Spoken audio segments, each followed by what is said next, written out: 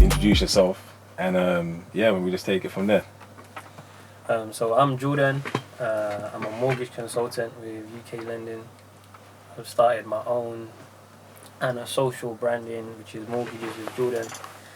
You can follow us on Instagram, mortgages.with.jordan, TikTok, mortgages.with Jordan. Just giving out free information, basically. The main aim is to get everything that I wanted before I had the information. So, just someone who made things easy for me. Cool. Okay, cool. So I'm Bayo. Bayo, yeah. I'm a car rental manager. Been doing it for a little while now, and I'll probably say where I come into this is more your personal branding, interview techniques into getting jobs and whatnot. That's more what I probably I'll say I specialise in. Cool. Doing it for about 10 years now, so yeah. Okay, cool. That's good, man. So you lot are qualified. You lot are qualified. That's good, man.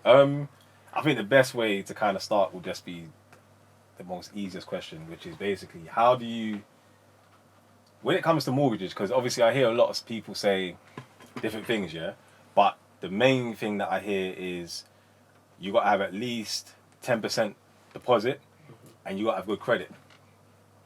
So for the normal working class person right now, in like the basic cost of living crisis that we're having right now, which I kind of think has always been there in a weird undertone. Boy, I went shopping the other day. It felt new to me. My pocket was bleeding. Yeah? But, you know. Yeah, I feel like literally in that sense, because even for me, for example, yeah, I want to buy a property. I'm working towards, put a deposit down, but I feel like I don't know where and when to start. So obviously later on in the conversation, I'm going to ask more questions about that. But how do I start? Like someone like myself, or just like the average person earning, I don't know, average salary with what? What's the average? 26k maybe? 28k? About that, yeah. It's 31, like roughly like that. That. Yeah. How do they start in terms of like getting a mortgage and stuff?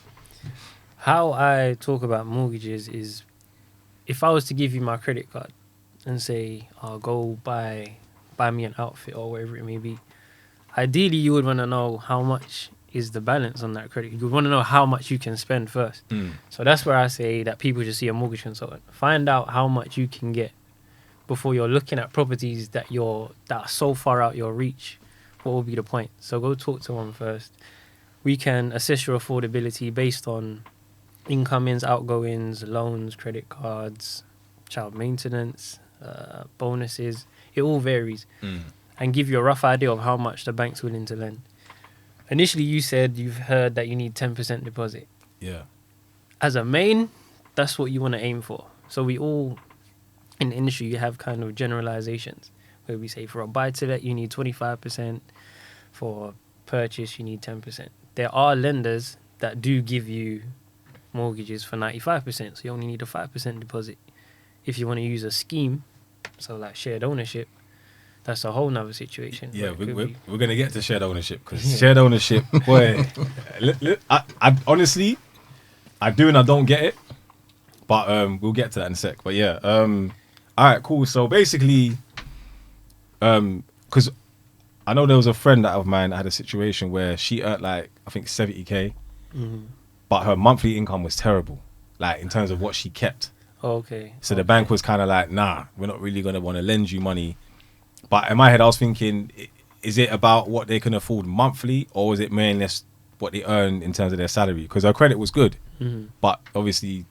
So I don't know her situation. I don't want to talk too much on it. But yes, you could be on 70k, but if you have a car that you're leasing, which costs you 500 a month, you've got a loan that you took out before that costs you 200 a month, you've got a student loan that's taken out X amount, and so on. That's all going to bring down the amount that the lenders will give you.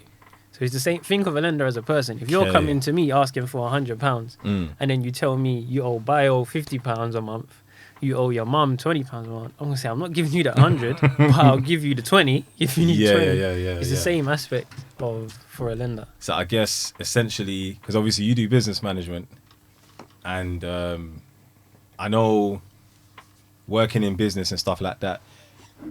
I'm assuming you're self-employed, right? Or would you be? No, Okay. I work for a company.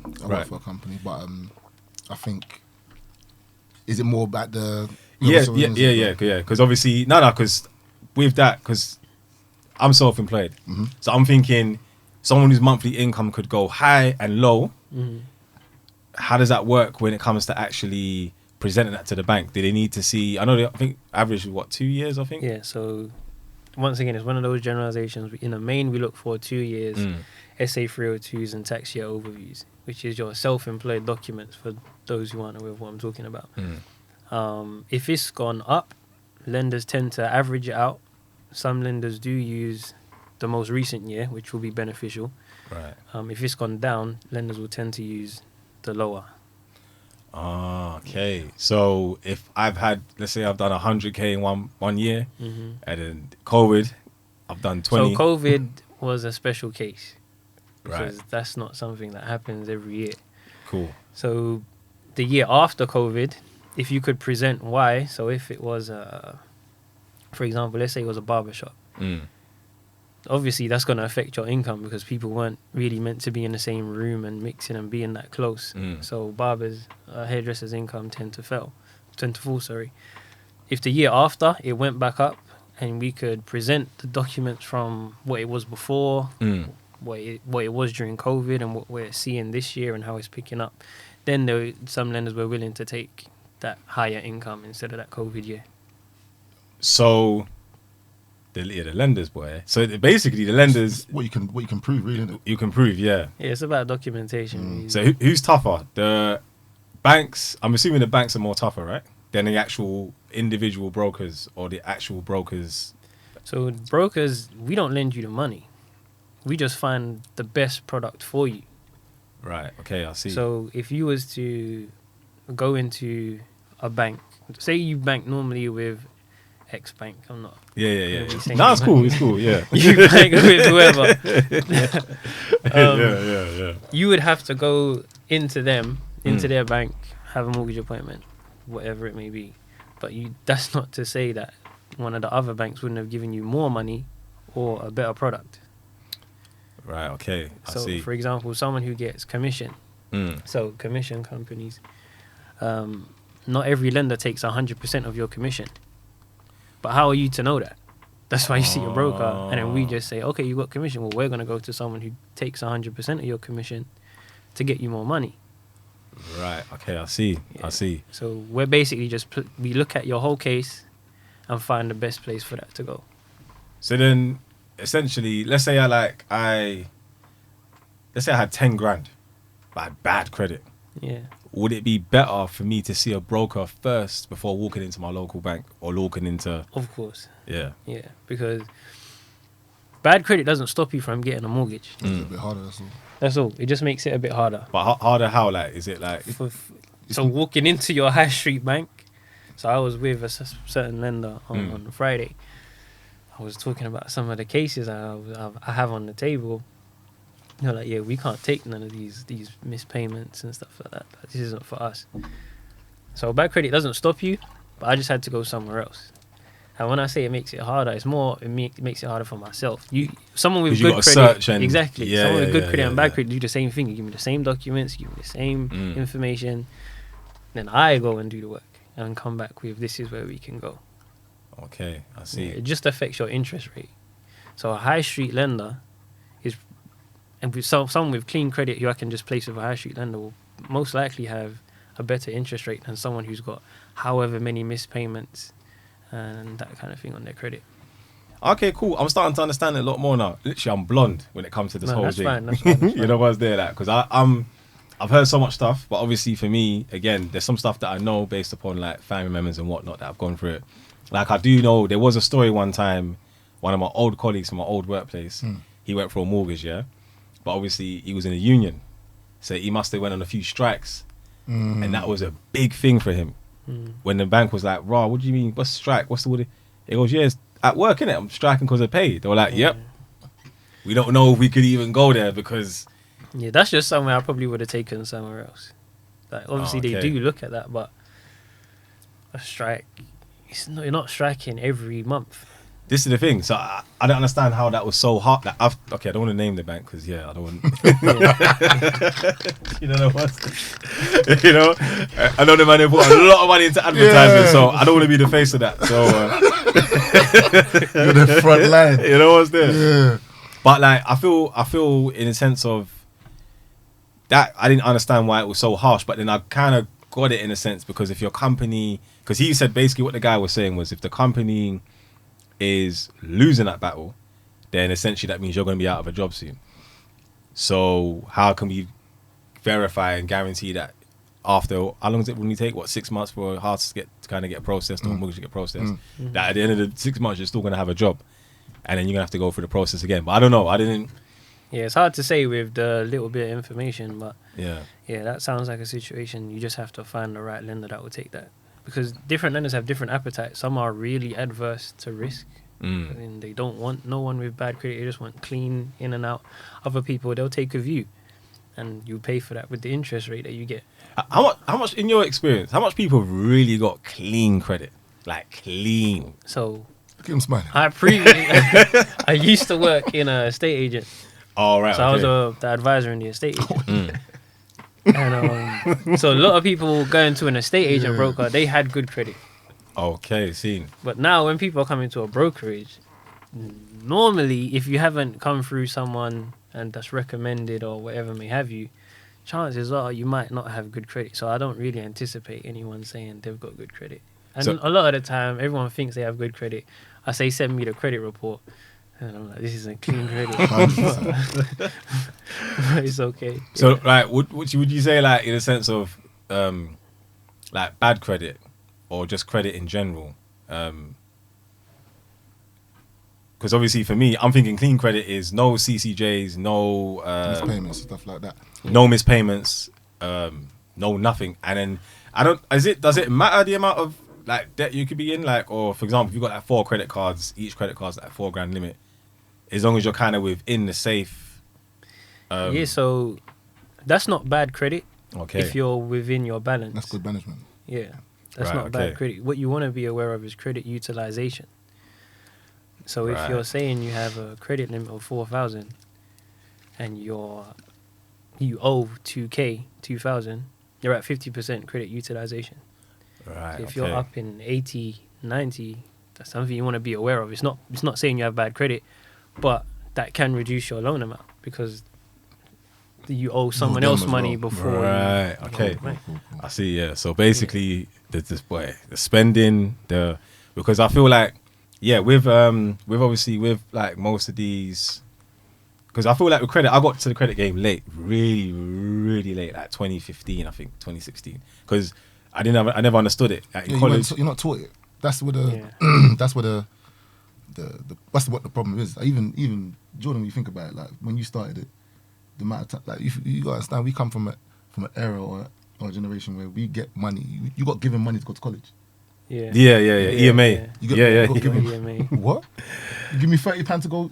What? Let's sign this paper, miss. Yeah, literally. Miss, I'm here. And then sometimes you'd even try and find, because if your parents earned over a certain amount, you couldn't. So you might try to find out that auntie or someone that, you know what's there. Hey, listen, I don't know about that. I don't know who done that. I did not do that. Allegedly. But obviously it was a flex because everyone knew that, you're getting £30 a week, which is mad because in this day and age, I mean, £30... But what I was pretty much, what I was getting to is you're given all this money and you're allowed to work from when you're 16, and then do you remember what's that rent, that place you can rent, not rent, you can find that stuff. There was a car giant. No. There was you can finance like PlayStations and phones. Isn't that CEX or something? No. It was like a. In fact, it don't even matter. There was a place. It was a place. Well done. There was a place. You can do all this stuff, and because Thing did it, Pa did it. He did it over there.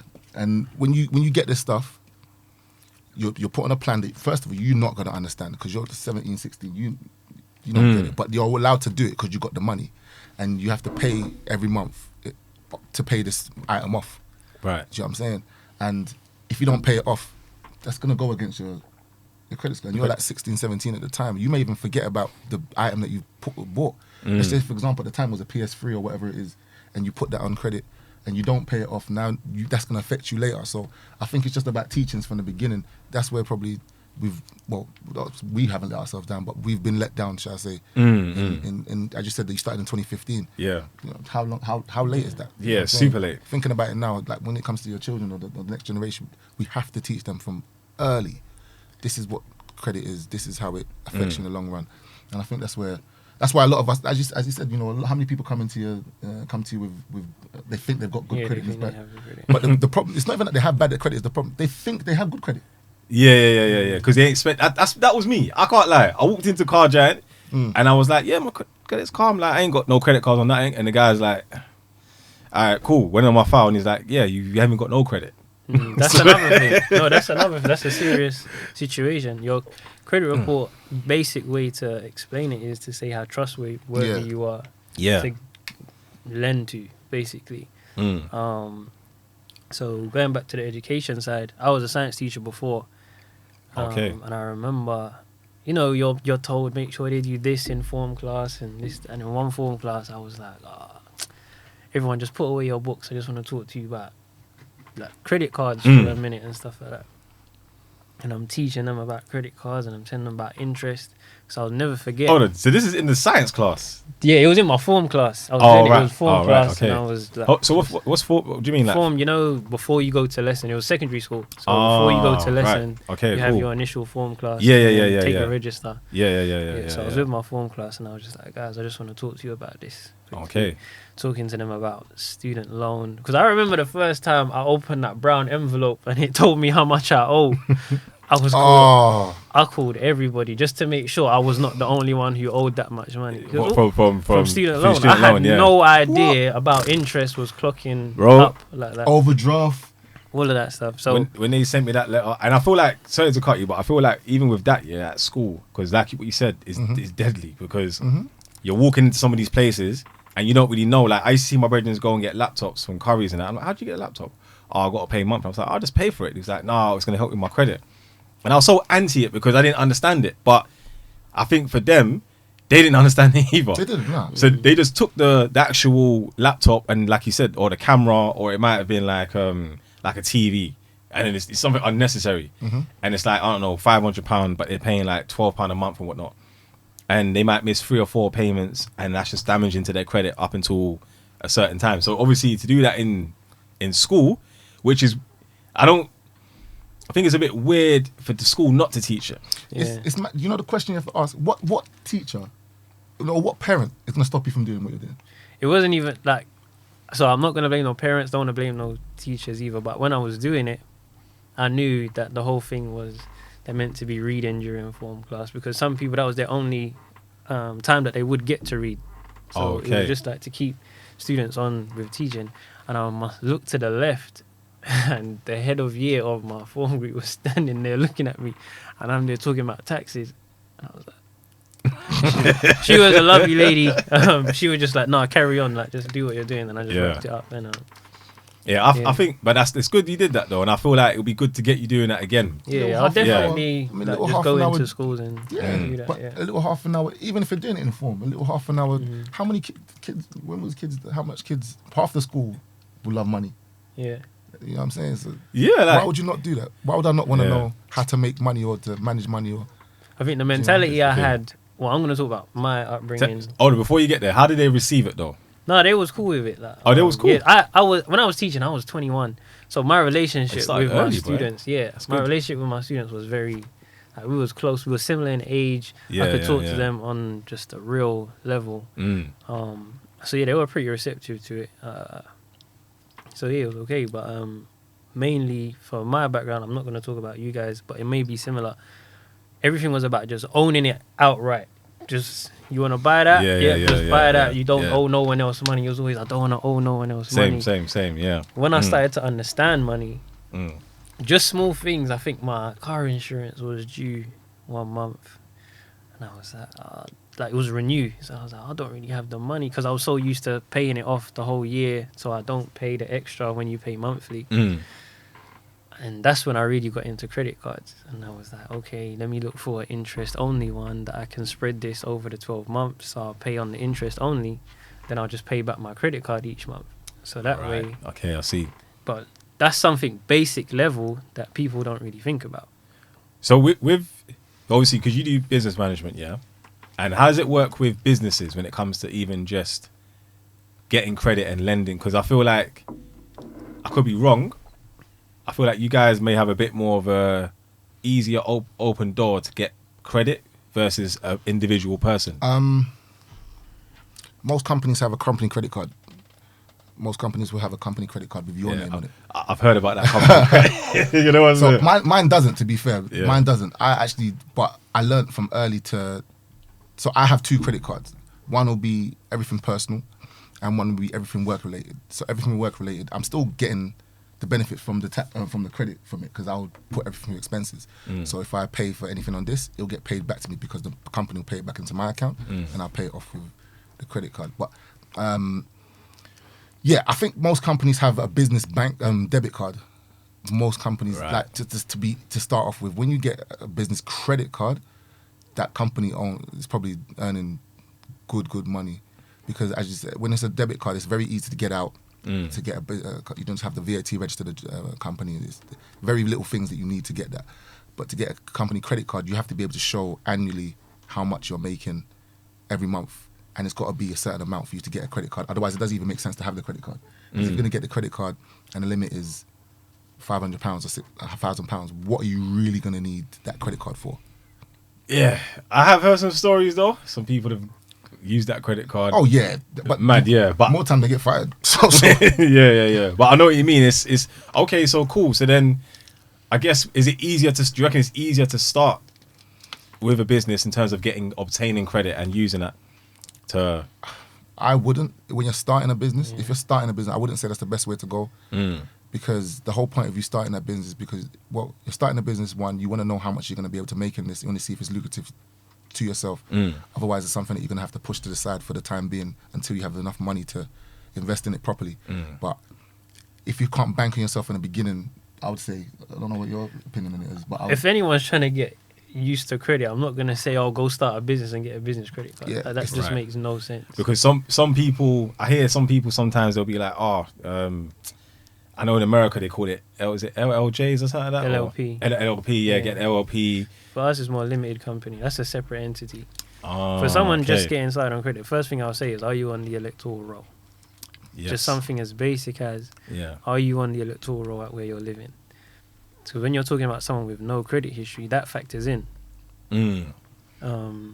Second thing I would probably say is, who do you bank with? Just go get a normal credit card. Whatever they give you. If your credit is bad and they're giving you some high interest credit card, fine. Take the high interest credit card. But just clear it every month so you're not actually paying that interest. Right. Okay. And start small. Because it happened to me. I was at university, all my bank letters were getting sent to my house back home. I think I was like £1.86 into my overdraft, and I'm not opening no letters, so it just interest was accumulating. I get a phone call, you owe us 100 and X amount. I go home, find the letters. I see where it started off at £1.86. I'm like, they waited all this time before they called me. Anyway, that just destroyed my credit at first. Yeah, and then I can't lie, that overdraft, I'm not going to name the bank, but that overdraft was a creeper. Do you think I knew what overdraft was? Listen. They said to me, yo, we're going to increase your overdraft to £500. I was like, okay, what does that mean? I thought they mean I owe more money. Well, it definitely does. But they're like, you have £500 extra to spend. What? £500 extra to spend? I don't want people to think I'm drinking liquor. It's water, but... Boy, there's clear liquor. Yo, a little whiskey inside there, get me? A little Ray nephew in there, just to gin, just to relax the nerves, man. You have some tough lenders this week, you don't know what's there. But yeah, nah, it's mad. You know what? The overdraft thing killed me at university, because like you said, they're smart with it, they're like, oh yeah, you've got an extra... Man, when you say an extra, and it's not the best kind of sentence to For be me, put it in. just sounds like free money. Literally. Do you know what? Even when I Like- started my bank, even the bank that I bank with now, even when I actually think about how they got me to bank with them, With that student account. £200. Yeah, student account, £200 Yeah. overdraft. So what? £200 just there. Yeah, just there. Oh, let's go. Let's go. Literally, boy, I can't lie, man. So I feel like with more times myself, I made a lot of mistakes, but I feel like I started at quite a later stage, so it wasn't as terrible as, like, for example, people that did crazy stuff like ACs and what back in the day, and then now they're trying to get credit and they're That's a still bad being punished for that. situation, Yeah. That's like Yeah, almost yeah. 12, 15, like 13 years ago. Do you know what? Yeah, go on. Sorry. Yeah, No, I'm just that's obviously, it messes you. yeah. Man. It happened to a guy, man. Yeah. Yeah, well, you could, you know, we could. No. I can't say the I'm not name. gonna say- I can't- Not say the name, but obviously talk about the story. what You know happened what I'm was saying? he applied for a job at where I work, and he made it through everything, and they did a background check, but they overlooked his conviction. They didn't see it, Oh, okay. and he pretty much got the job. You know, remember when you get the job, you probably most jobs have a 3-month probation. So in that 3 months, if I find something or if there's a problem, he was like maybe a month and a half in, 2 months, and this guy was good. He was good, and they found he used to do ACs when he was younger, and because we deal with a lot of money, a lot of assets, what they actually, you know what made it even worse? The question felt that they asked me the question. I'm the manager at the time. It was the worst question they asked me. Do you know what they said? If he's there with all the assets, can you trust him now? Knowing what you know. Yeah. I couldn't. So hold on. I couldn't say yes. They put you on this. Yeah, They I put was you on gonna the say, spot. they set you up. But the thing is, that's what you see when you're at the time. It's fast money. Yeah, at the time, yeah. you're not thinking further Long term. forward. Do you understand? And most of the time, if you're doing stuff like that, you wasn't thinking about getting caught in the first Of place. course not. You're not So going to do something to get caught. But I think what we don't think, a lot of people are not thinking of the repercussions of half the stuff they're doing. Do you understand? Boy, I literally, what you're saying there, because for me, again, growing up and just seeing money and what, like you said, it's fast. So essentially, you're not actually thinking, okay, this is going to affect me 10 years later or 6 years later. I mean, luckily for me, I was good, but some girls I've seen that have been victims of it. Yeah. I don't know if I can say victims, because they, It was a choice. it was choice. They kind of knew what was going on, but at the same time, for them, like I know one girl, literally, she just come off for like almost 10 years of having a not a savings account. Is it a checking account? A cash, I think a cash card account or something. Yeah, like she couldn't even, like, her thing was just, and she was saying to me, it hurt her so bad, yeah, that she went into depression and whatnot. But she just saying, what hurt her was just the penalisation from it, because I feel like we always have in higher up places in government, enough of these men, they always finesse the credit. You know, one's there, they know the loopholes, how to do it and whatnot. But also, I feel like she felt like, obviously for her, it was just a bit too harsh, knowing that her age was obviously, I mean, she was maybe like 17 or 18 at the time. Yeah. Now she's like 28, and it's like It's still still a thing. Because when I told him, I told him that, bro, we're gonna have to let you go. He wasn't even surprised. He was like, all right. Yeah, he just went, all right. Because that sounds to me like it's happened before. And as much as I really wanted to take a chance and say, bro, stay, I couldn't, honest to God, because that's the only time I know you got caught. yeah, it's I don't know if you've been doing it since then. Yeah. Or of course you're gonna tell me no, but I don't know. So if it was your own company, He would be gone. I couldn't, knowing what I know. Listen, you see, business, the way it's made me think. I've learned from that. So I did a sports sports science and coaching degrees. That's what we did. Okay. It had nothing to do with business. I got onto this company for a graduate scheme. right? So I learned literally from the ground up. From I was 23 when I started. I learned from the beginning, and what I learned is there's no friends here. I am not here to be your friend. If there's everything is for a reason. Even if, for example, I don't know. If it's just me to hire, if I wanted an all-black team, even just to even talking to, if we were talking about race, it will benefit me because it will make me look a certain type of way for me to have the first all-black branch of whatever the company. Do you see where I'm coming from? Yeah. There's nothing that's there for free. There's nothing that's there for freebies, because with that guy now, if he come to my company and it didn't work out. What do I really get? You know what I'm saying? If I took that chance on him, there's no benefit for me because I can just get somebody else. With the greatest respect, I can just get somebody else that has got a clean. But let's just say he's good. Like he's really, and he's good to an extent where, because obviously, I guess in your own business, especially being from the ends or being from the culture, you can kind of relate a little bit more. I can. I'm from there, but I didn't make that choice, and a lot of us didn't. So that's where I'm like, well, bro, do you know what I mean? Yeah. I work with cars. So with the cars that I work with cars, and the cars that I'm working with are high end cars. Some of the cars are, that. So with that being the case, I'm trusting you with like 20, 30 grand every single time. I don't know if someone said to you, yo, bro, I got a little move. If I give you 5 Gs, do you understand? Yeah. I've been approached before many a time. Okay. Okay. I've been offered many a time, bro. Can I put something under the table? You hold this, and I get this car. Yeah, but you giving me that 5 grand, they're giving me 5 grand a month at the time. They're giving me X, Y, and Z amount, but they're giving me 5 grand a month. It's not worth it. You got to weigh it up, do you know what I'm saying? Don't get me wrong, if you're going to offer me $1 million or $2 million, I'll think about that properly, do you know what I mean? But if you're not going to offer me then what's the point? So what you're saying is because, again, like you said, black business, you're representing, people always going to look at you a certain way. You don't want to be the man that's cutting so much corners that it's a circle now. You know what's there? Like, and obviously, and I get where you're coming from. My only thing was I was looking in the sense of how does the business world look at that? Because essentially, is it a thing where it's okay, he's a black guy, it's a bit tough. Whereas obviously, all right, cool. Have a conversation. We take him out to eat, sit down. What you saying, bro? Like, you really? But then I get it at the same time because what you're dealing with.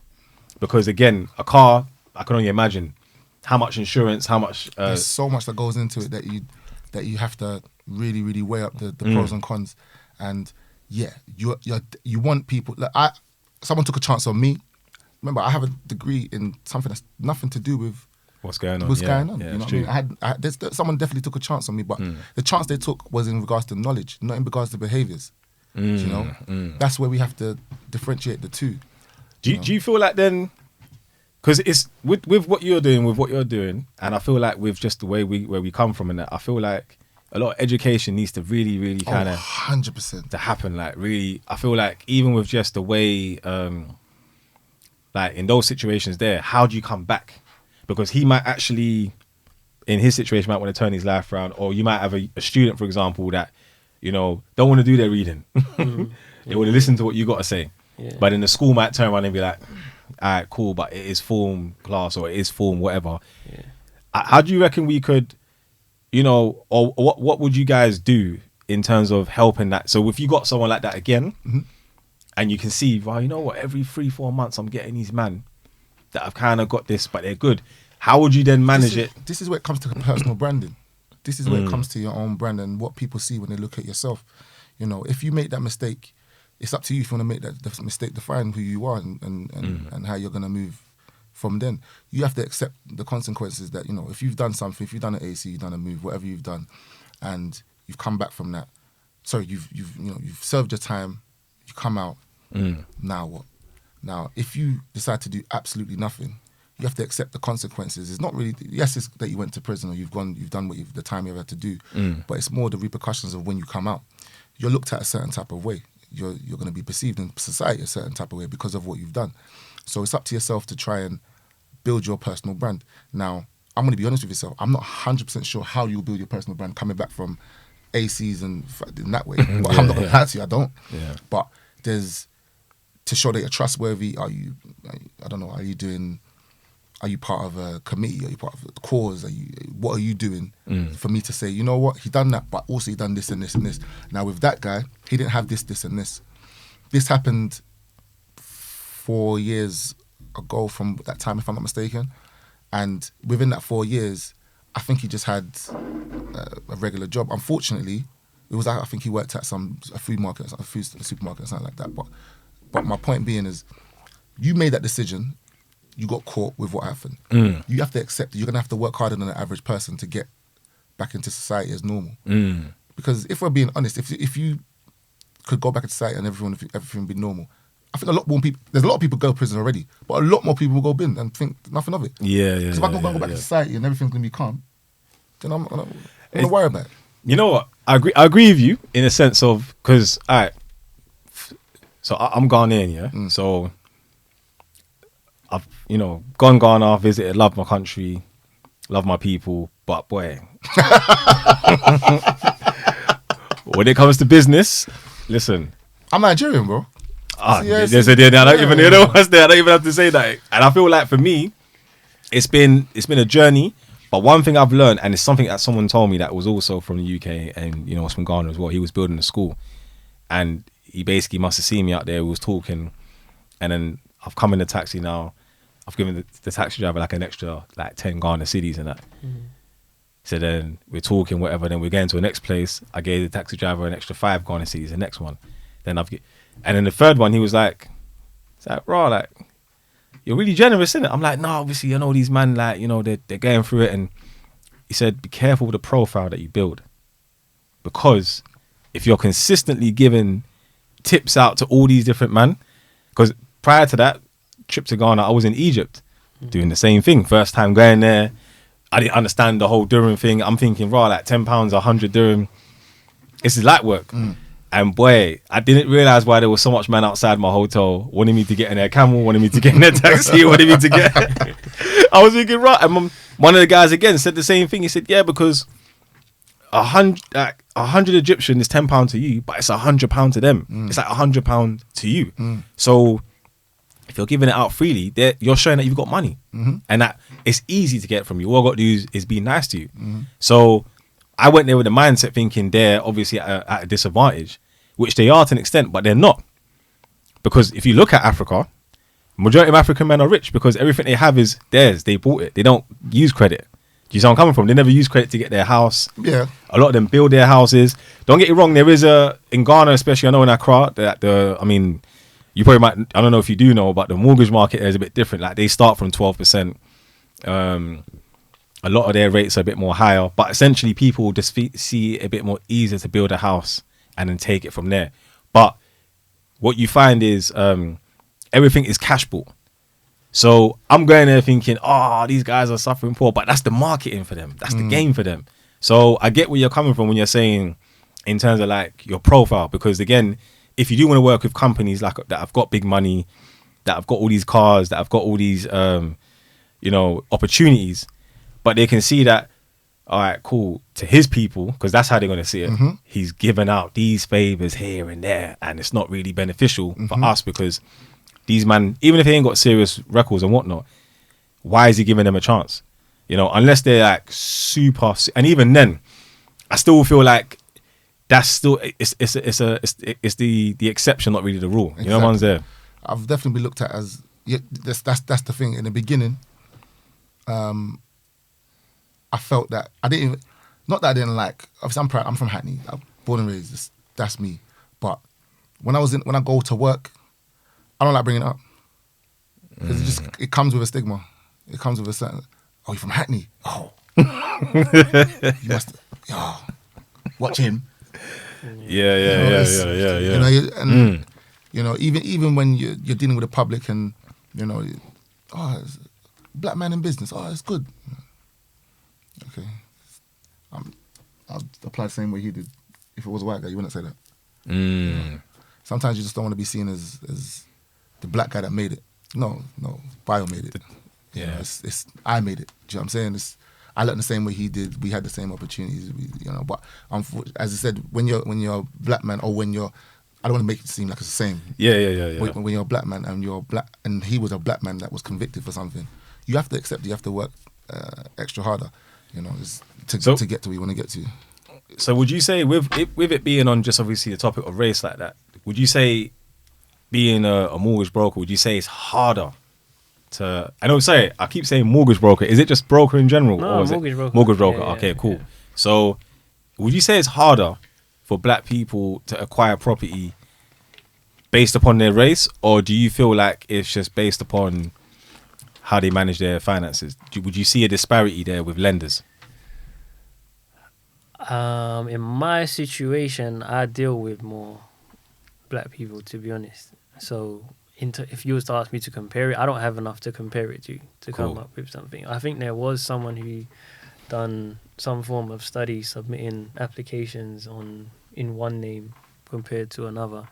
But I don't know how much that will factor in, to be honest with you, because it's what can you prove? So you earn 70k, okay, where's the pay slips or the SA 302s or whatever it may be? You still have to provide stuff. The lender's going to do a credit check. That's a factual thing. So that's what it's mainly about. When you're doing an affordability calculator, or if you was to come to me and say, oh, Jordan, how much can I get? Your name's not in there. Okay, that's what I was going to ask. Yeah, It's yeah. only 'cause- when we're moving forward to the application or the decision in principle, that's when your name's in there. But prior to that, Because the reason why I'm asking is because, again, you've got this whole understanding, or I should say, this concept that, if I'm black and I'm trying to get a yard in, I don't know, say Chelsea or Kingston or Richmond or Hammersmith, going to... You're going up. I don't own I don't own a yard in them places there, but obviously I could recognize, you get me? I feel like some people may look at it and think, oh, I'm probably not going to get that because they're going to look at my name, look at my... but who? This is the thing. That's the thing. Who's going to look at your name and whatever it may be? Because this is what people would say, oh, it's harder for me to get a house or get a property there because of how I've gone through it. So that's what I'm saying. I wouldn't agree with that. If you offer the right... That's where the disparity might come. When you're putting in the offer for the property. And I'm not going to say that this does happen, but in a estate agency, if I'm selling your house, I can proposition that offer to you however I want. As in, I can say, oh, we've got someone who's offered 520, but he doesn't seem like he really wants it. I think he's just testing the waters. Or I could say, I've got someone who's offered 520. They really love the house. They can afford it. That's the same offer, but I've just propositioned it in two different ways. Oh, so okay. you might be more willing to accept one compared to the other. That's where I can see it possibly happens. But so very covertly, they have to, if they wanted to. If you're looking to sell your house and I'm an estate agent, my job is to sell your house. If someone comes in and they're blue and they're offering what you want for it, I need to sell this house. That's how I get my commission. So I wouldn't really put saying that you can't get houses in certain areas due to your colour. When you're moved in and you're there, whatever happens to you in that area, that's a different conversation. But things leading up to get the house, I wouldn't really say there's much. That's good, because I feel like that there was a big thing with that, with some people anyway, that it was like, and obviously this is just my opinion. I feel like with a lot of us black people, not mainly myself as much now, there's this victim mentality that we love to crutch on. Oh yeah. And it's got to a stage now where, honestly, a man will go on McDonald's and say the wrong order, but expect another order. Come out and the man's like, "Oh, you didn't give me my burger because I'm black." You know what? You know what's there? Like, what? It's just generally because you didn't really, you didn't say your order. Yeah, Right? You get me? Yeah, but I feel like it's got to people's heads a lot more, which has put people off to an extent. So that's why I was trying to say, like, in that kind of sense, then really, if they wanted to covertly do it, it could be during the offer. But then again, it's like you said, what you can prove. If you can prove that, this person, and I believe, obviously, if you wanted to get the property, because then you got a chance to fight, right? If they even were to turn around and say, "Oh, this is the offer," and it's like, "Cool, I'll take it," then they would have to, unless you're moving into like a private area, like trying to think of like a I don't know, like Dulwich, for example, or what's the other place in Watford? Not Carpenter's Park. There's like another in private areas where I can probably understand then, because obviously they might want to, check every detail to make sure, one's there to make sure he's coming. Now in 2023, I don't know how things work now in terms of like when it comes to buying properties and whatnot, but you do hear a lot of people say owning properties without spending or putting a deposit down and whatnot. I don't know. That's not as popular. So right. Previously, before the crash, you had self-cert mortgages, which was basically, I could say, "Oh, I earned this. Here's a letter, and I earned this." And banks are like, okay. It was easy to get mortgages before. Banks would give 120% mortgages in some cases. You don't even need the extra 20%, but they're 120. They were just lending money. Obviously, now it's a bit more different. There are certain ways that you can get a mortgage without a deposit. I think there's one where they just put a charge on your parents' house, maybe depending on how much equity they have in their house. Madness. Wait, hold on. One sec. Put my mum under it. That's not something that's everyone in the industry does that. That's like specific lenders will be willing to do that, but that's when your credit can't afford to be bad. So if you can't expect, oh, I've got terrible credit and I'm trying to get this charge put on my mum's house and no deposit and XYZ. When you're saying charge, because obviously that sounds mad. So are you talking about like they charge? So the word charge, a mortgage is a security on a property. So if you buy a house and you've got a mortgage on it, that's a first charge. Okay, so that's the first charge. You can then get another lender to give you more money on that house, and that will be a second charge. That's basically what the word charge is. 2 monthly payments. Yeah. Oh, Yeah. okay. So a charge is basically saying we're gonna put this on your mum's house. If you mess up, we've got Your mum's some house. security. Basically, that's basically. Yeah. So if someone was going to rent it, like you need a guarantor. Oh, right. It's not the same because there are guarantor mortgages, which is something slightly different. But putting a charge on it is basically saying, "Oh, we've got something, if in case you don't." Okay, because I'm trying to figure out. So then, if I was being clever, then let's say I owned a business, or ran a shop, and I knew, for example, the shop was bringing in a certain amount. I can afford the lease or whatever the mortgage is. It's cool. Could I do the same thing with that shop with multiple people in order to create? Do what? What's the So that have a charge. Could I do the same thing, like put a charge to the actual shop itself, Yeah, and then obviously from doing that's that, commercial lending. so 'Cause commercial. That's not a residence anymore. That's not a buy to let. That's a shop. So that's a commercial. Which commercial? That's normal. You raise money off your business and do X, Y, Z. Some people start up another business or whatever it may be. That's Right. just commercial lending. That's just business. How it works. So commercial lending. So it seems like commercial lending's got a little bit more leeway, flexibility more at the flexibility moment. to Yeah. kind of because essentially you're opening it for business purposes. Yeah, open only. it to make money out of it. Okay. Yeah. So would you advise somebody that wants to get on a property ladder for investment, but also to actually live in? So I mean, they want to have a house to own themselves, but they also want to have a house to make money off as well.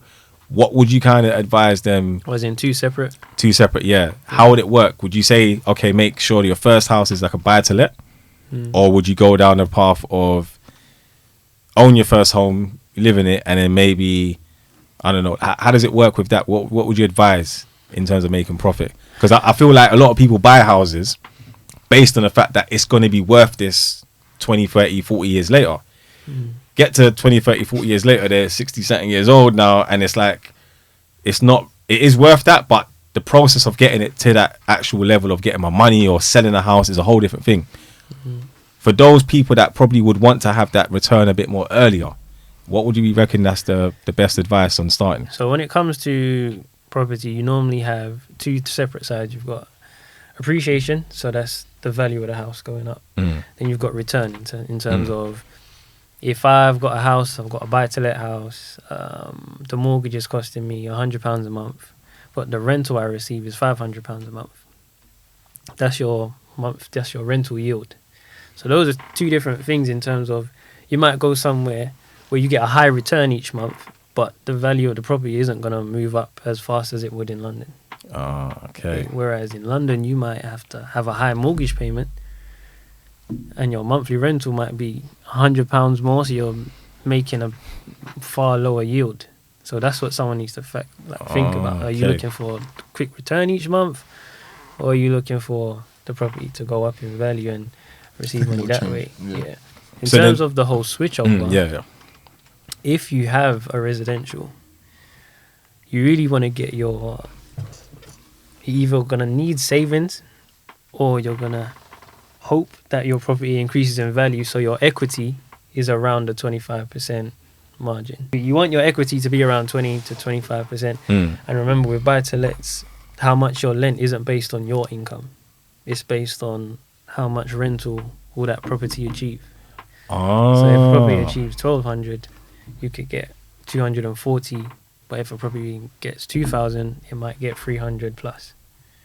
So it's based on how Okay. much it rents for. So it's not actually based upon what you like. What you get. No. What you get. can it's a more detailed. The things I'm saying are more like the general. General, yeah. But you have things where you can top slice. So if the rental isn't enough, Mm. they'll factor in your income.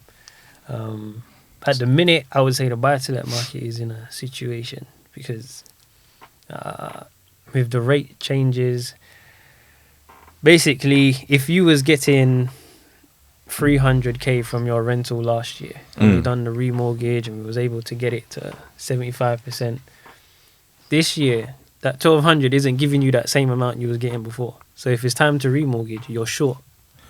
Okay, I see. So that's what's since the rates went through their mad episode.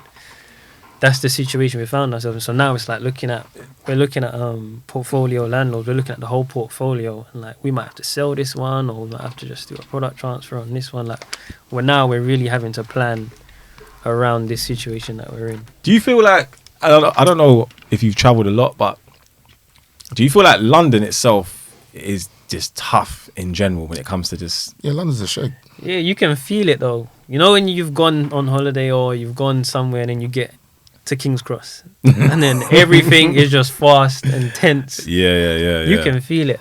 Yeah. Properties, I think we're all from similar backgrounds, so you're probably seeing your friends moving a bit further out. Like very rarely are people buying houses where they grew up. Yeah.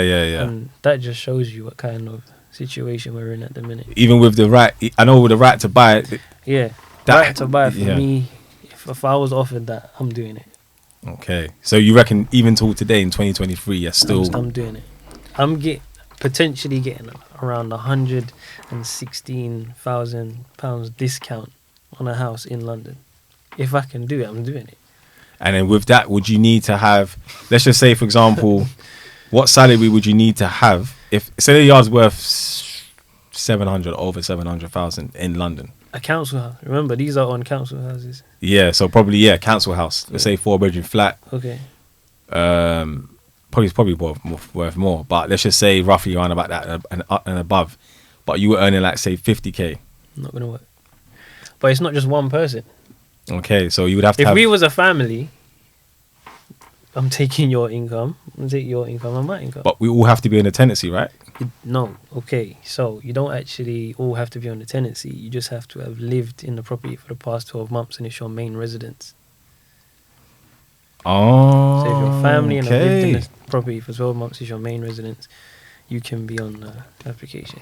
And then my salary would have to match the person would it have to match It's not about matching. Just how It's much it about goes whatever together, it innit? is. all it We together. just need enough to. But remember, if I'm taking your salary, that now means I'm taking everything bad that you come with too. You got car on finance, I got to factor that in. Right, You got credit cards, your credit situation, everything. You can't just take someone's salary and take nothing else. You take them as a whole. A whole, yeah. Yeah. Because I was under the illusion that the tenancy thing had to be on. If you weren't on the tenancy, then I thought that was. okay, that's good news then. Because I feel like there's a lot of people that were going through that process. Because sometimes it may be mum's council house and no one's there, or Yeah. it might be his girlfriends, and then it hasn't really. They both want to buy, but again, he's not on a tenancy, and they're saying I think to apply for that and do that, it's all like a year process or whatever. They try and extend it. It's not a year. Well, it's meant to be. There's loads of different phases. So saying that you want to do it, then you have a 4-week period, and there's an 8-week period. It could be longer or shorter depending on if it's a flat or a house. But a year, it shouldn't really be taking a year. Maybe to the whole mortgage as well, that whole process. Maybe finding the right one. Maybe that takes up to a year. I can't talk on their situation. But yeah. Okay, see. Literally just made a TikTok about that on mortgages.with Jordan, by the way. So. Cool, yeah, perfect. We'll be sharing it on the page as well, man. I feel like that's good. So then, all right, cool. What was it again? Not right to buy. What's the other one? The other Shared ownership. Shared owner. Bro, listen, shared ownership. All right? I can't say my friends' names, but one of my friends has got a situation where because I'm new to the shared ownership. I'm realizing a lot of it is new builds though. Yeah. It is. Especially in central London, like King's Cross, Islington, Stockwell, Brixton, and kind of central kind of areas, zone 1 and 2. I don't understand the aspect of paying mortgage and rent at the same time, but then you're gonna have to basically the landlord sort of, if you wanted to buy the other share or whatnot, you still have to communicate that with the landlord. If the landlord don't like just explain shared ownership, how it works. So if you look basically at the name itself, shared ownership, that's why two people are owning it. The difference between buying a house is you're putting a deposit down, then you get the mortgage on the rest. With shared ownership, you're buying a share of the house. Okay. So if a house is worth 100k and I want to buy a 50% share, that means someone else owns the rest of the 50%, which is the housing association, and that's why you're paying rent, because you don't owe that 50%. You're renting. Right, okay. You only own half. And when it comes to your deposit, you're not putting a 5% minimum deposit on 100k. You're putting a 5% deposit on the share that you're buying. Right, okay. So if it's 50k, that's 2.5. So, okay, I get it. How it's quicker to get on the ladder then, because essentially that you're gets you paying. on the ladder. Now you're paying your mortgage, and still by paying them, if it will be capital repayment, so you are paying off your mortgage, so you're getting more equity in your 50%. It's not the fastest. You may want to overpay, but you're still at least getting equity. But the issue, okay, so then in that sense, could I rent out? You're not meant to. You think it's a housing scheme? You can't just be here renting out the property. So it's the It's benefit. a housing scheme. Is the benefit for that to get a nicer property more time? It's meant to be for people who are struggling. That's Okay. just a housing scheme. Right, okay. It's something the government put in place. But it's also for them to stay in there. You can sell it if you want. It's your. Okay, so you can actually. If you jump on and your salary was 30k, 5 years later you've changed jobs, now you're getting 100k plus. You probably won't want to stay in that same one bed that you bought. Yeah. So when you sell it, you get your whatever you're owed. So at any point, he said, let's say that happened, but it's 6 years now. I still can't rent that out. That part, that room, I can't rent out that, even though I own 50% of it. No. So who's in charge of that? Is that the landlord or the? To be honest, people don't just walk in your house and say, "Oh, I'm gonna check if you're renting it out." So Take from that what you will. I don't know. Okay, see. But just if it comes out that you did, like, that's known as a backdoor buy-to-let, which is bad news for getting credit in the future. Okay. Yeah, but Wow.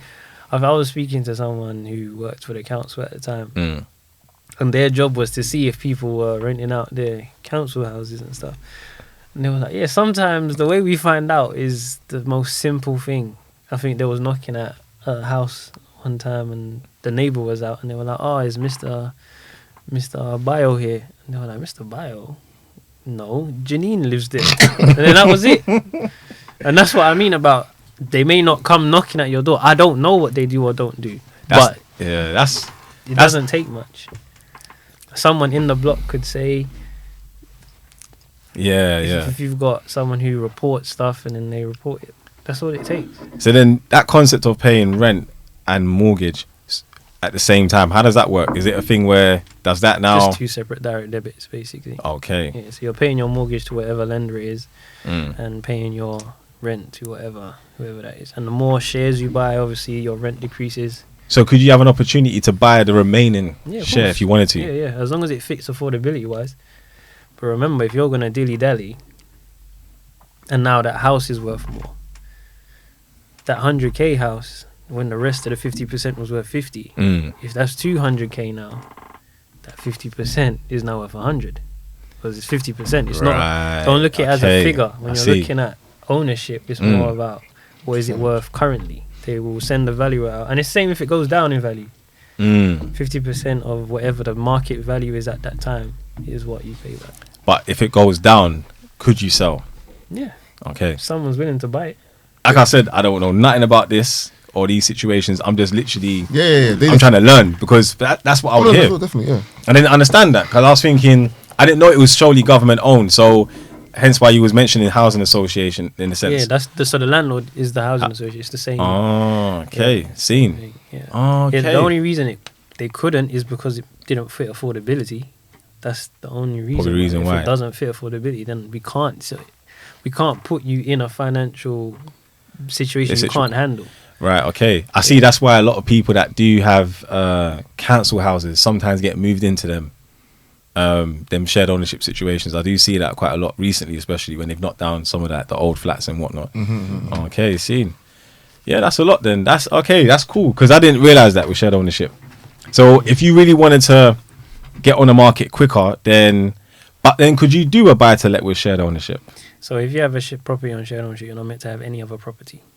That's meant to be your sole property until you own it outright, and like it's just yours. So I get a shared ownership, let's just say within this year, I can't own any other property. Nope. Wow. Not even overseas. Government scheme. Remember, So I this guess is to help people. Yeah. It's something to help. It's not for the guy who's got loads of money, but let's like, just say, let me just buy 25% of this. So if I needed to, let's just say I get to some money 7 years later, I can't then turn around and be like, all right, cool, I want to buy another property, let's say up north in Newcastle, buy to let. No. Okay, so I have to actually buy the remaining share, own it outright. But if the housing don't want to do it, let's say for any reason, You're stuck. I'm stuck. Yeah. So even if I wanted to sell it, with shared ownership. Wait. So when you say if the housing, that's basically the landlord, the government. yeah, If they say we don't want you to buy the remaining share, impossible. they can't tell you that. Not to my knowledge. Like, what reason is there for them to say we don't want you to buy the rest? Okay, so even if they're because they're in charge, innit, in a sense, but let's just say I don't know, they gave an excuse because Well, I guess you already own that half, so they know that you're managing your money well. They trust you to get that Yeah, half. you're just Oh, yeah. purchasing. So there's the no rest. real reason for them to tell you no to the other And half. if it in fits that logic. affordability, remember this is about what you can prove. If I'm proving this fits my affordability, you got my bank statements, my pay slips, my ingoings, outgoings, all of it fits. But even then, I can just sell it if I want to buy another place. Yeah, and if that's the case, and you don't. Okay, with shared ownership, the housing association get first dibs, as in they take it and they try to sell it first because they might have a waiting list of people who are on. okay. And if they don't, then they let you sell it privately.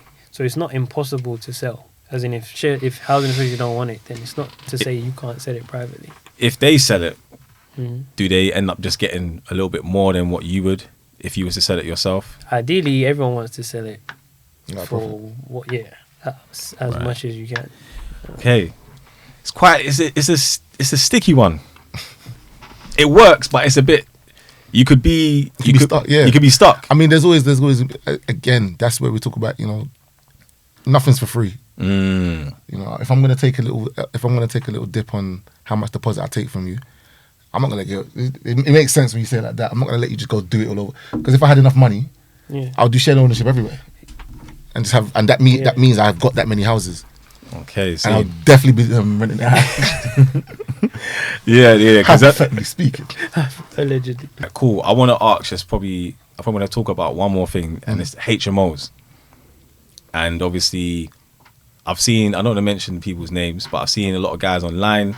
They seem genuine, they seem quite cool. They're promoting this HMO thing as a good thing.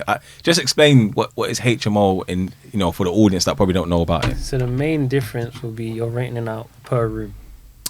Right. Okay. So buy to let, you might just rent out the So whole house. a bit like student accommodation. Yeah, kind of like yeah. that, yeah. We was in that situation. We just rented out a house and all of us took a room. Same. Yeah. But the monthly payment was the monthly payment.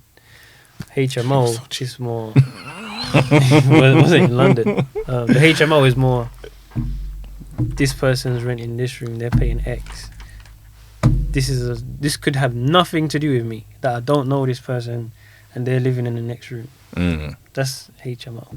Right. And so and so living there, and I think I can't remember everything in particular, but I know there's locks on each door, and there's certain things you have to have in place, like a license. You have to have a HMO license. You can't just decide, Right. I've got a HMO. So Oh, okay. So you have to go through actual verification. yeah, you have to get a license for it. And with that being, so my first property, could I actually have a HMO for my first property? It's just more difficult once again on my side. So at the minute you'll be classified 1 as a first time buyer, 2 first time landlord, 3 you're going for a HMO. All of these things are like, wait, you're a first time buyer, so already you don't get everything. Right. 2, you're a first time landlord, as in this is your first. But when you say you don't get everything, do you mean? So as in not every lender's going to take you. If I've got someone who has a buy to let, they've had it for 3 years, and now they're buying another buy-to-let. More lenders are going to be happy to go with that person because they're known as an experienced landlord. Someone who's a first-time buyer. So you haven't even had a residential. And now your first property is going to be an investment property. Not every lender's going to be like, yeah, we'll take him. Some might say, we'll take him, but we're only going to give 60% instead of 75%. So there's all kinds of restrictions. So let's say collectively the three of us wanted to buy a property for HMO. Yeah. All let's say roughly 50k a year. Yeah. Would that work in terms of actually then being a bit more liable to lend? Once again, it will depend on each person's situation because everyone's factored in. Let's say we all had good credit, 50k Good credit. a year. Yeah, then you're more likely, but then not every lender takes 3 people on an application. So like when you go to a broker, or when you go to myself, when you go to, this is what you're paying for. All of these stuff that you don't know, you don't receive the headache. We just get this situation. We try and manage your expectations. So it might be like, just so you know, the kind of interest rates you're going to be looking at, they're not going to be as favourable as you may think because of the situation that you're in. And then we go find someone. Like that's what you're paying for, that side of the knowledge. It's not as easy as just walking into somewhere. Like we get no's sometimes as well. And like, yeah, so we think, yep, this is going to go with this lender. They changed criteria yesterday. No, we don't take that no more. Okay, fine. Like that happens. What's in that case then? With just someone getting their first property, probably having hopes and dreams for that buy-to-let or just a HMO, like what's been the worst case scenario, even with like bad credit? So let's just say the three of us have got bad credit, but we've all got 50k cash or savings or whatever. Could we still get a property, but would it be, what's the process on that? Would it be extremely harder because you're factoring all those free things? Extremely. Okay, firstly, it depends on the type of credit. If someone's just got missed payments, missed light bill, missed phone bill, that's one thing.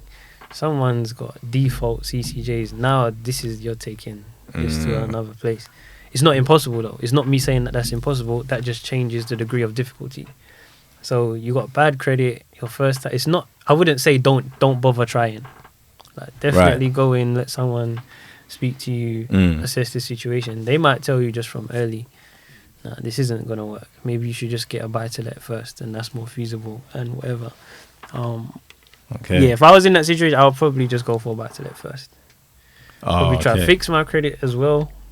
Oh, so being in the buy-to-let will help fix your credit even more? Well, if you've got a mortgage and you're paying it off every month, that's going to help your credit anyway. Okay, so smart. Yeah. Away, so even if your credit's that, because I guess coming out of that. Yeah, and in 2 years, let's say, for example, you've got this buy-to-let, you was on a 2-year fix. Now you have 2 years, you're no longer a first-time buyer. You're no longer a first-time landlord. And you've got a mortgage. You've had, fingers crossed, clean credit for the past 2 years. 2 years, yeah. Even they'll factor in that default. Now that default's 2 years old. Okay. And so now more lenders might say, oh, that's 2 years old. Yeah, we don't even care about that. Okay, see, it makes sense. I guess then, and on your credit report, having a mortgage, it will probably shoot you out chances of getting more money a little more easier because now they can say, oh well, he's got bad credit, but he's had this 2 year, clean credit history. He ain't really. Yeah. It's good. There was a company I saw online I actually signed up to called Lockbox. I don't know if you're aware of that. I've heard about it. Yeah. So it seemed quite genuine. I'm trying it now, but it seems like that would really help build people's credit and help. Even if people have come to see me and they're in no situation to be purchasing a property, but that's fine. Like, I'll still talk to you. We'll go through your credit report and try to put a plan in place. Like, okay, let's get this one down. And when we're asking for your bank statements and stuff, a lot of people don't want to give. Why are you asking for so much? We're just trying to get the best picture we can because remember, we cannot put you in a situation where you can't afford this. So if I'm going through your bank statements and you're constantly in your overdraft, I'm not looking to get you a mortgage because I'm about to get this extra monthly thing on you. How are you going to manage this? And lenders, they'll ask for your bank statements, and if they see you're living in your overdraft, it's the same kind of thing that they're going to talk about. So I don't mind people coming to me early and we'll put a plan in place, and then every 6 months we might have a quick conversation. How's it going? Have you missed any more payments? Have you paid that off? XYZ. And yeah, just see how things are going. Okay. So, all right then, cool. With as things are now, a lot of people want to invest in property. A lot of people want to start up. What area would you say in the UK with, I don't know, let's say an average deposit worth of, I don't know, 20 to 30k, let's say averagely, where would you want to invest, or where would you say is the best place to kind of invest in? The best, I won't say, because this is not my area of expertise, and not someone who just talks. Right. But people I've spoken to, like Buy to Let landlords, I've done an interview with him, and he purchases out in Hull. And he's always saying, Jordan, if you've got any extra cash, just purchase out here. The rental yields this, X, Y, Z. But these are all things that people aren't really comfortable with, where they can't keep an eye on it. Especially when I've spoken to people who have had to refurbish the house. Or in buy-to-lets, a lot of people, they'll buy a property and then they fix it up a little bit and then they move on. A lot of the situations they find themselves in is, it took longer, the builder's done this, or I had to redo, I didn't know this was wrong. And when it's on your doorstep and you can drive there 10 minutes, that's different to now you're looking at 2-3 hour journey to go up there. But there are opportunities outside of London. I think people sometimes get stuck in this bubble. In London, yeah. Yeah, but there are opportunities outside of London. You might be surprised on what you can get and how cheap things are outside. You've grown up and everything is 300 and XYZ. You go up somewhere, there's probably 90k, 100k, and so on. I think I'll prefer probably up north as well. I feel like I ain't looked into the south as much, like down south, like Kent and stuff, but I know up north is, I would only look at it from a logical standpoint of it developing. So it probably would be easier to start up with, if you look at, let's say, Ladbroke Grove back in the 70s or whatever, which was kind of run down from what I heard. If you invested then, now, you'd be laughing now. So, and I do feel London is becoming that closed city where they're going to make it only for the rich, and then more people are going to be pushed out to the greater London sides. And obviously, it's happening already. Yeah. Being honest, it's happening already. Grays. Yeah. Kent. Yeah. You go to these areas, Surrey, all that. You go to these places. That's where you find a lot of people move to. Definitely. I just feel like, speaking from a black perspective, a lot of people, when they're moving out, that's when they get worried about what's it going to be like for their kids at school, or when they're the one black kid in school. And this isn't me pushing out that everywhere where there's no black people is racist. It's not like that, but it's just a different experience. I grew up East London, everyone was black. Everybody was black. There was a few Asian people. I didn't know about this whole like racist thing really. Like playing Africans v the rest and all of that. It was so normal. So maybe when you go out there, it might be different. You experience something completely different. People asking, why is your hair like, I haven't experienced people asking, why is my hair like this, or whatever it may be.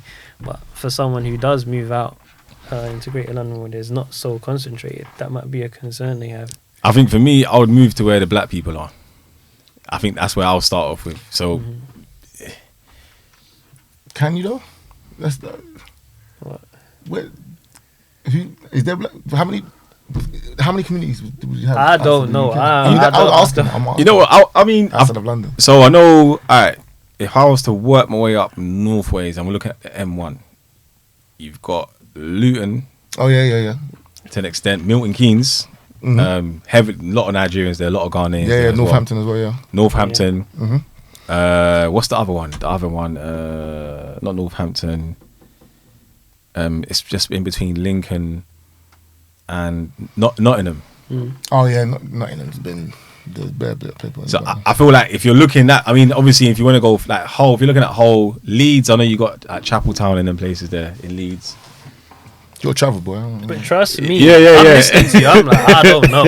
You know what it is? I used to work on the trains years ago, so okay. We used to literally just get free travel, go up there weekends and whatnot, and that sounds lit. Yeah, it was. I'm not gonna lie. It was. We had free travel on the European trains as well. So we would go Paris, we'd go Barcelona. Free travel. Yeah, free travel, man.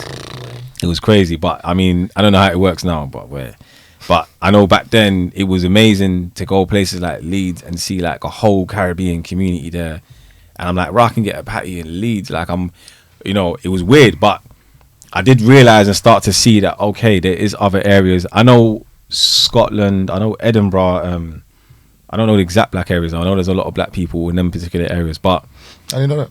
I didn't know that. But yeah, so if I was to do that, I think I probably would move to those, because like what you said, those comments, those questions, even just living in, like, when I went to university, I used to go Hertfordshire. So, boy, Hatfield back then is different now, but back then it was still kind of like, I was there because you had Stevenage around the corner and you had like St Albans, Hitchin and whatnot.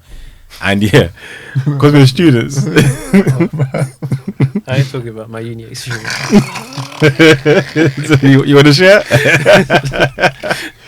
No, we used to hit you. I was just thinking about the trains. The trains was nuts. Yeah. Trust me, it was like, yeah, boy, some of our neighbors, we had the real, Family Guy kind of, or what's it, King of the Hill kind of, them neighbors there, and they were like real racist, but in such a way where it was so peak, because you're a student again.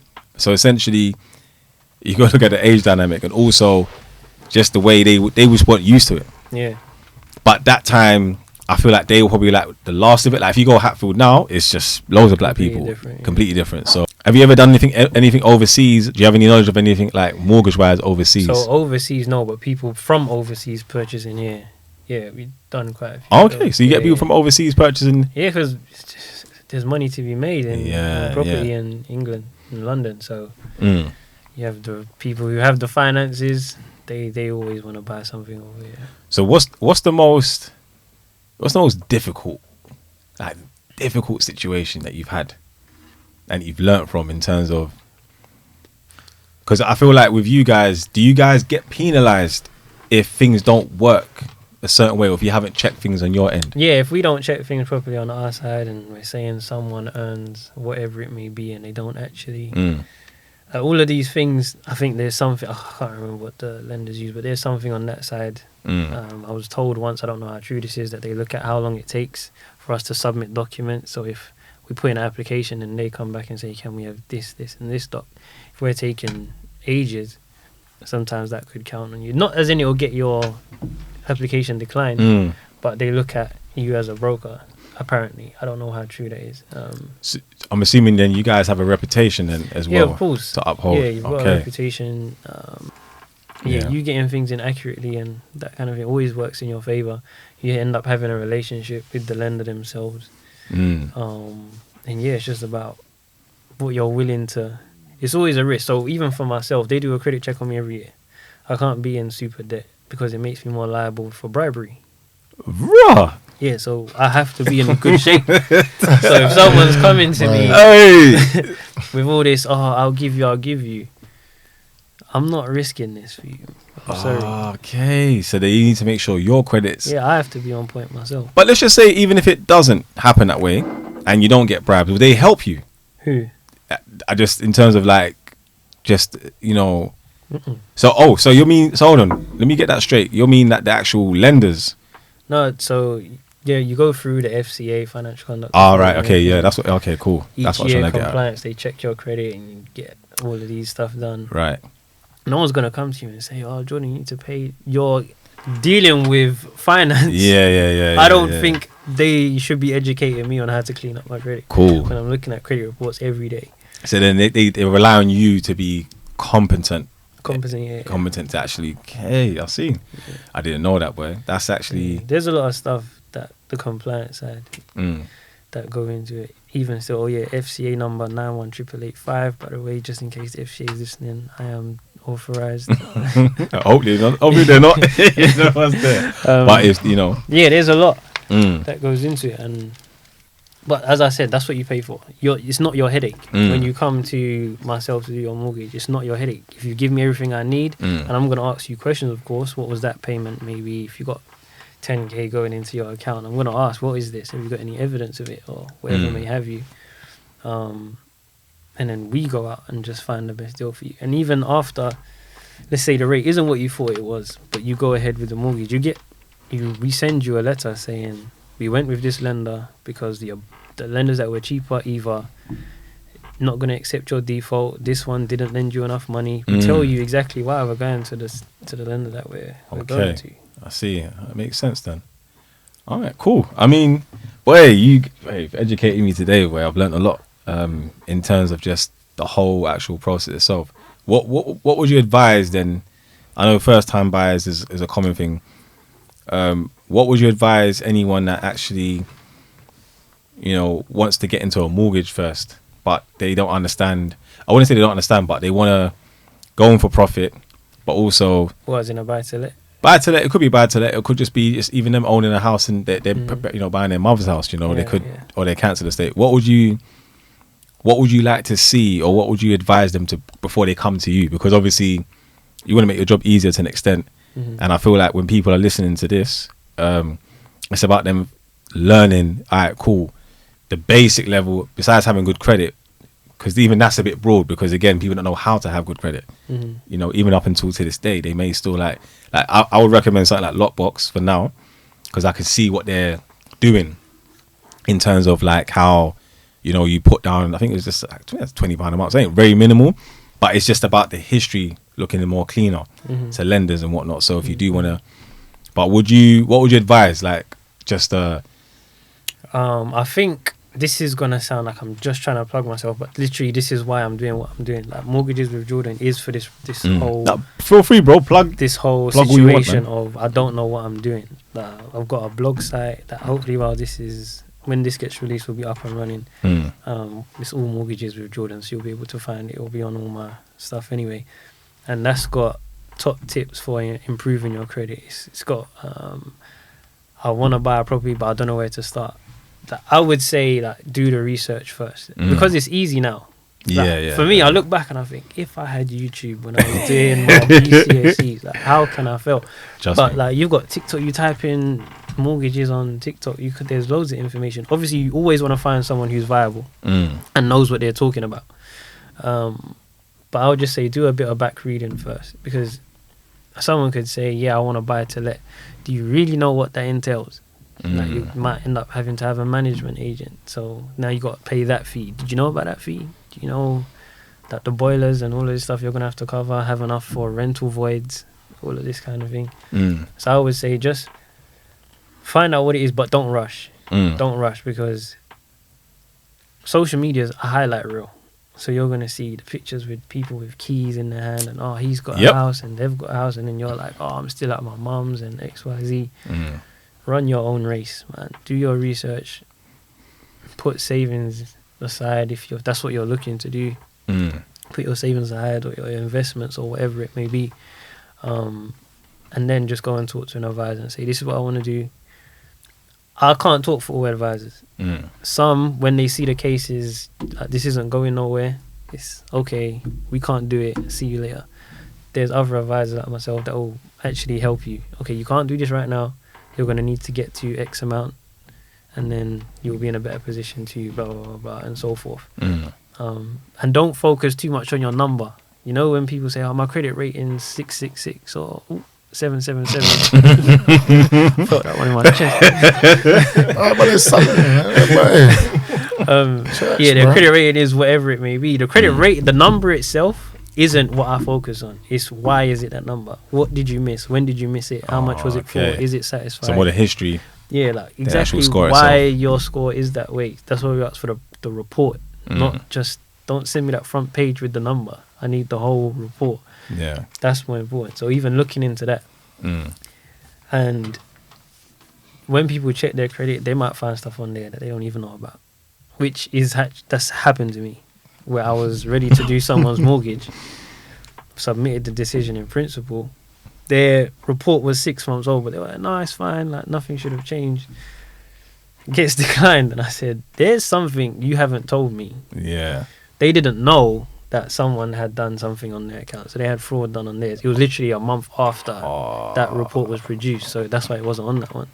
So now they're in the process of fixing that up. They haven't lost the house is still there. Okay. They will get it, but things have to be fixed first.